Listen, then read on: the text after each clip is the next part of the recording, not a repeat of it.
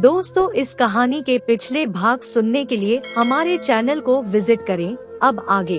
Police, कद्दावर आदमी भी हड़बड़ाया। हाँ, पीछे पुलिस लगी है। क्या बकवास कर रहा है, वह चीखा और फिर उसने एकदम झटके से पीछे मुड़कर देखा। अगले क्षण वो सन्न रह गया। ऐसा लगा जैसे किसी ने मिक्सी में डालकर उसके चेहरे का सारा खून निचोड़ लिया हो। वाकई एक बुलेट मोटरसाइकिल उनके पीछे दौड़ी चली आ रही थी, जिस पर फ्लाइंग स्क्वाड दस्ते के वही दोनों पुलिसकर्मी सवार थे।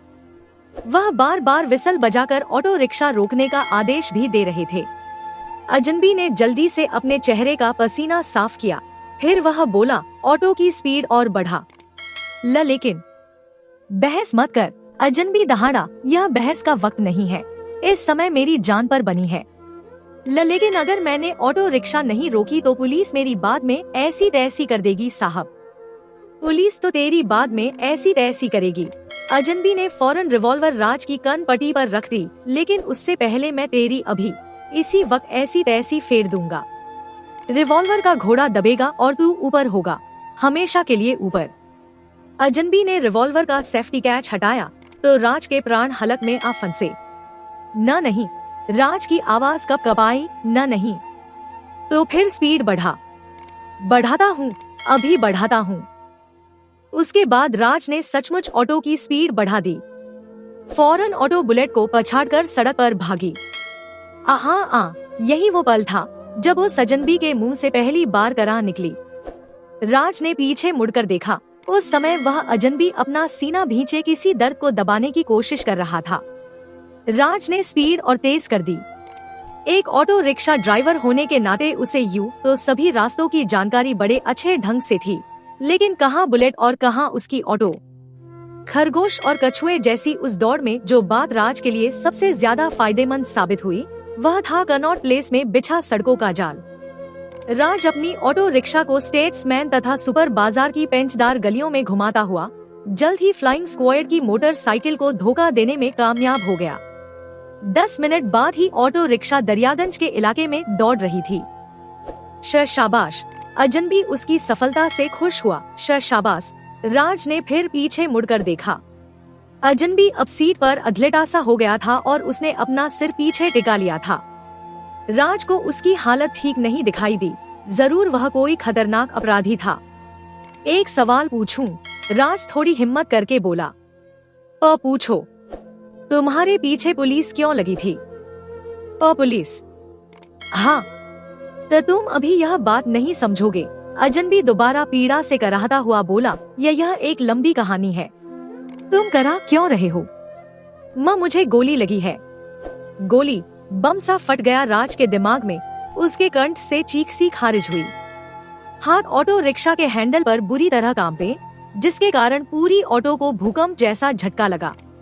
लेकिन किसने मारी तुम्हें गोली? पुलिस ने। अजनबी कुछ नहीं बोला। ऑटो रिक्शा अभी भी तूफानी गति से सड़क पर दौड़ी जा रही थी। तो तुम्हें जाना कहाँ है? अजनबी फिर चुप।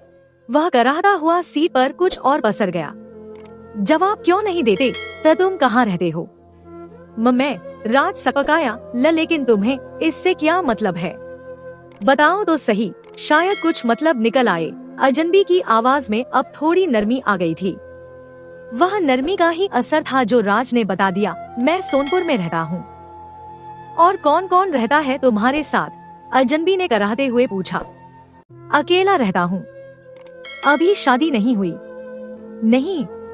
माँ बाप? वह भी नहीं है। ओह, ठीक है। अजनबी ने बेचैनी पूर्वक पहलू बदला। अगर तुम अकेले रहते हो तो तुम मुझे अपने ही घर ले चलो। इस समय वही जगह सबसे ठीक रहेगी। यह क्या कह रहे हो? राज के कंठ से सिसकारी छूट गई। उसके दिल दिमाग पर बिजली सी गड़गड़ाकर गिरी। ऑटो रिक्शा को झटका लगा, इतना तेज झटका कि उस झटके से उभरने के लिए राज को ऑटो फुटपाथ के किनारे सड़क पर रोक देनी पड़ी। क्या कहा तुमने अभी? राज तेजी से अजनबी की तरफ पलटकर बोला। क्या कहा? तुम सोनपुर जाओगे? हाँ। अजनबी ने संजीदगी से कहा। सोचता हूँ आज रात तुम्हारे ही घर आराम कर लूं। लेकिन क्यों करोगे मेरे घर पर आराम? तुम अपना एड्रेस बोलो। तुम जहाँ रहते हो मैं तुम्हें वहीं लेकर जाऊंगा। दिल्ली के आखिरी कोने में भी तुम्हारा घर होगा। तो मैं तुम्हें वहीं ले जाकर छोड़ूंगा। मगर मैं इस वक्त अपने घर नहीं जाना चाहता। अजनबी इस समय भी काला ब्रीफकेस कसकर अपने सीने से चिपकाए हुए था। क्यों नहीं जाना चाहते अपने घर? तुम नहीं जानते बेवकूफ आदमी। अजनबी थोड़ा खींच उठा। पुलिस मेरे पीछे लगी है। मुमकिन है कि पुलिस ने मुझे गिरफ्तार करने के लिए मेरे घर पर भी पहरा बिठा रखा हो। अगर ऐसी हालत में मैं अपने घर गया तो क्या फौरन पकड़ा नहीं जाऊंगा? राज सन्न रह गया, एकदम सन्न। उसे अब महसूस हो रहा था एकाएक कितनी बड़ी आफत में वो फंस चुका है। एक लगभग मरा हुआ सांप उसके गले में आ पड़ा था। तुम नहीं जानते, अजनबी बोला, तो तुमने पुलिस से मेरी जान बचाकर मेरे ऊपर कितना बड़ा एहसान किया है। मैं तहे दिल से तुम्हारा आभारी हूँ। अब मेरे ऊपर एक एहसान और कर दो, सिर्फ आज रात के लिए मुझे अपने घर में शरण दे दो। मैं वादा करता हूँ दिन निकलने से पहले ही मैं तुम्हारे घर से चला जाऊंगा और तुम्हारे ऊपर मेरी वजह से कोई आंच नहीं आएगी। राज चुपचाप उस अजनबी को देखता रहा। मुझे इस तरह क्या देख रहे हो? क्या तुम्हारे पास इसके अलावा कोई और रास्ता नहीं? अगर रास्ता होता तो मैं तुम्हें ही क्यों परेशान करता दोस्त? वह बार बार पीड़ा से करा रहा था। गोली का क्या करोगे? वह कोई बड़ी समस्या नहीं है, अजनबी बोला। गोली निकालना मेरे बाएं हाथ का खेल है। आखिर आज मैं कोई पहली बार थोड़े ही जख्मी हुआ हूँ। राज कोई फैसला नहीं कर पा रहा था। क्या सोच रहे हो? राज चुप। मेरे जख्म से खून बहुत बुरी तरह निकल रहा है, अजनबी लगभग छटपटाता हुआ बोला। मुझे जल्दी अपने घर ले चलो, वरना मैं मर जाऊंगा। राज फिर चुप। देर मत करो, अजनबी इस बार गिड़गिड़ाया। मेरी जिंदगी का सवाल है, अगर मेरे ऊपर नहीं तो कम से कम मेरी हालत पर ही रहम खाओ। राज ने देखा उसकी आंखों में अब सफेदी पुतने लगी थी, होंठ शुष्क होने लगे थे। राज कशमकश में उलझा रहा। फिर कुछ सोचकर वो वापस ऑटो की ड्राइविंग सीट पर जा बैठा और उसने ऑटो रिक्शा सोनपुर की तरफ दौड़ा दी। थोड़ी ही देर बाद जब राज की ऑटो रिक्शा सोनपुर मोहल्ले में अपने घर के सामने जाकर रुकी तो उस समय पूरी गली अंधेरे में डूबी थी। बारिश भी बंद हो चुकी थी और अब सिर्फ हल्की फुल्की बूंदाबांदी ही हो रही थी। राज ने नीचे उतरकर अपने घर का ताला खोला। अजनबी व्यक्ति भी संभल कर चलता हुआ राज के पीछे पीछे ही घर में आ गया था। अंदर घर में भी गली जैसा ही घुप्पा अंधेरा था। राज ने बल्ब जलाने के लिए जैसे ही स्विच बोर्ड की तरफ हाथ बढ़ाया तभी वो घटना घटी जिसके बाद राज त्राही कर उठा। अजनबी तब तक उसके करीब आ गया था। तभी एकाएक अजनबी का पूरा शरीर बुरी तरह लरजा। उसके मुंह से तेज कराह फूटी और झाग निकले। राज उसे संभाल पाता उससे पहले ही वह अजनबी धड़ाम से नीचे फर्श पर जा गिरा। राज ने लपक कर बल्ब का स्विच ऑन किया। भक्क से बल्ब जला। बल्ब के जलते ही राज ने जो मंजर देखा उसे देखकर उसके कंठ से इतनी तेज हृदय विदारक चीख खारिज हुई कि वो चीख पूरे सोनपुर में गूंजी।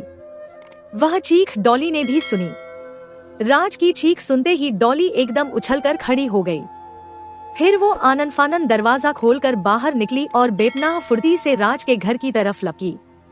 उसके घर का दरवाजा खुला था।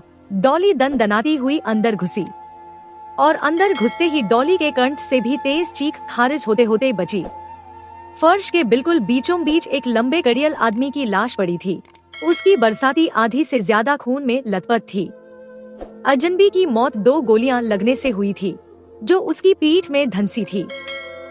इसके अलावा जो सबसे ज्यादा चौंका देने वाली बात थी वो यह थी कि अजनबी ने काले रंग के ब्रीफकेस को मरने के बाद भी कसकर अपने सीने से चिपटा रखा था। यह तुमने क्या किया?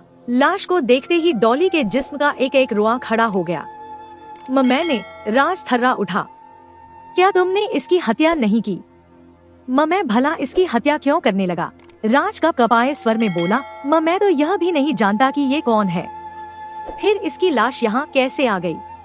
राज ने बड़ी तेजी से पूरी घटना सुना दी। डॉली सन्न रह गई, एकदम सन्न। घटना वाकई सनसनीखेज थी।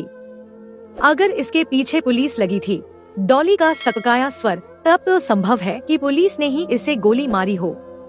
मुझे भी यही लगता है कि जरूर इसे पुलिस ने गोली मारी है, राज बोला। यह कोई अपराधी है जो पुलिस से बचकर भाग रहा था। इसके अलावा एक बात और मुमकिन है। क्या? मौके का फायदा उठाकर क्या पता इसके किसी सहयोगी ने ही इसे गोली मार दी हो। ओह, क्या सोचने लगी डॉली। तुझसे भयंकर गलती हो चुकी है राज, तू फंस गया। यह क्या कह रही है तू?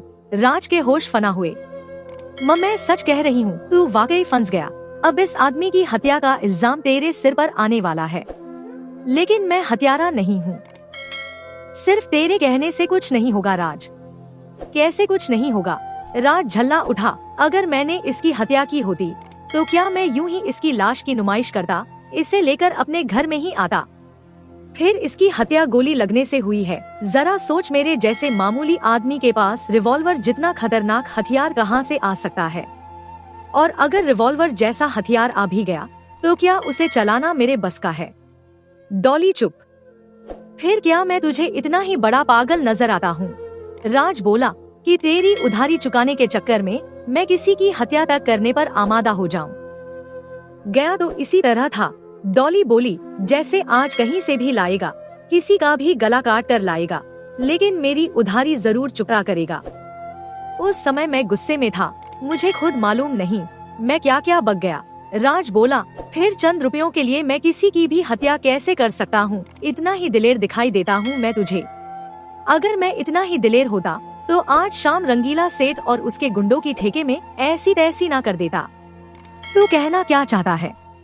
मैं सिर्फ यह कहना चाहता हूँ, यह हत्या मैंने नहीं की।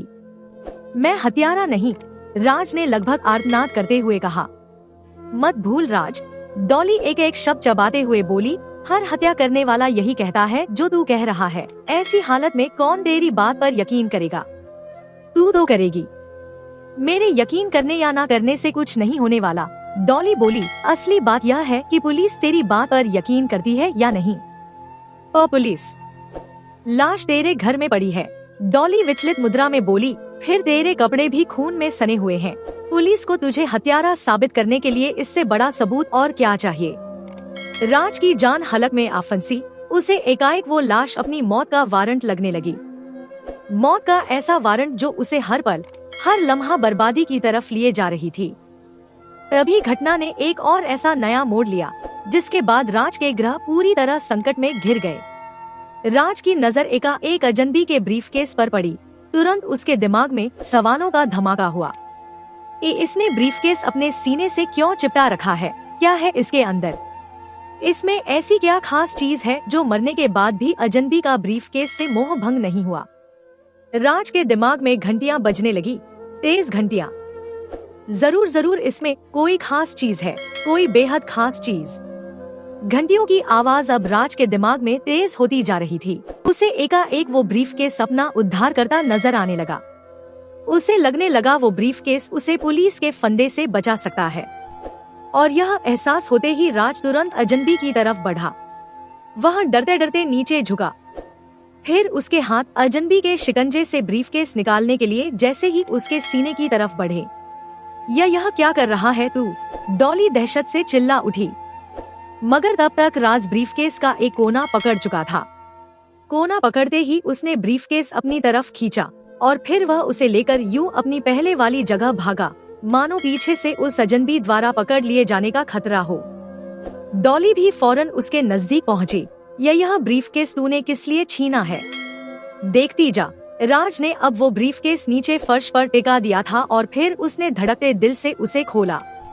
चट की हल्की आवाज हुई। ब्रीफकेस में ताला लगा हुआ नहीं था, इसलिए फौरन ही वो खुल गया और ब्रीफकेस खुलते ही उन दोनों के दिल दिमाग पर आसमान सा टूट कर गिरा। तेज बिजली गड़गड़ाई। काले रंग के उस ब्रीफकेस में सोने की 6 नटराज मूर्तियां थी, शुद्ध सोने की मूर्तियां जो बेपनाह मूल्यवान थी। यह तो सोने की मूर्तियां हैं डॉली।